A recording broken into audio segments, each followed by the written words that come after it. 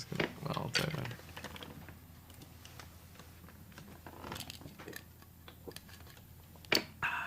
Thank you for waiting. Hi. Just say your name and outlet for us, please, and go ahead. Okay, thank you. Lucía Sapena, Canal Trece de Paraguay. Oh, cool. So, Hi.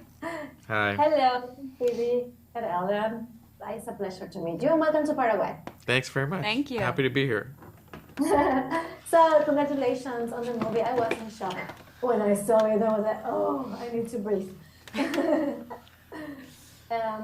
I would like to know your first impressions when you that you have of your characters when you received your script. I mean, both of you. Yeah. My first impression was Emily was just that I recognized her in myself a lot and a lot of the women I knew. And I really understand, and this is from kind of Chloe just in her writing was able to kind of write such a fully dimensional, well, two very fully dimensional characters, and I just completely kind of understood every decision that Emily ends up making in the film. You know, particularly the idea of her kind of suppressing her strengths and her ambitions to kind of to appease Luke's ego, which I thought was something I think a lot of women can relate to. Yeah, I was just so taken with what it clearly was reading the work of somebody who was writing out of a very personal place. She was writing, you know, the male character clearly with an intimate understanding of how this person was thinking and working and what was motivating them. And so it was just really rich as opposed to sort of a two-dimensional version of this, which I've read in the past, where somebody's just sort of, you know, someone you don't like and that's it.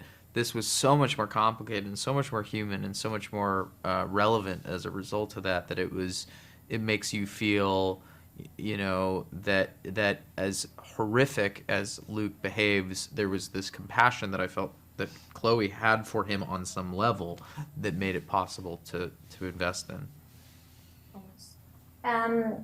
Phoebe, did you learn something about Emily? Did you learn something about Luke?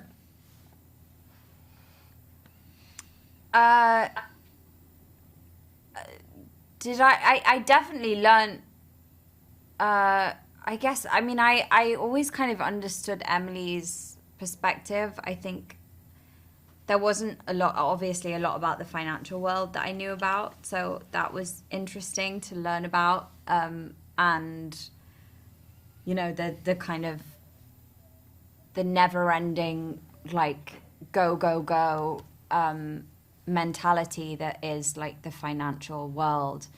And also kind of, like, the kind of gambling that you're doing on a day-to-day. I mean, that's definitely the wrong word to use, but like Not really. Basically, like, you know, always kind of take the risk taking that goes on every day in that industry, which is, you know, very terrifying. So that was interesting to learn about, definitely. Yeah, I feel like the thing that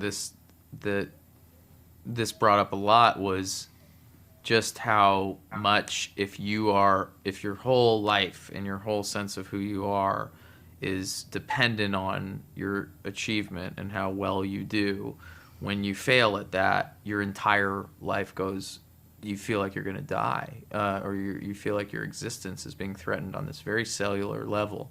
And in a world where our jobs seem to have taken up way more of our plate than it ever should have, which is very convenient for people who, you know, are making money at the top off this stuff. But it's kind of a moral imperative and a human imperative to find a way to take some of yourself back from whatever system you happen to be competing in, whatever industry that is, if that makes sense.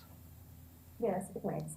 Well, thank you. I would you. like to speak more with you, but the time has gone. So thank you very much. Thank you very much. Thank you. Again. Thank You too. Nice to see you. Bye-bye. Bye-bye.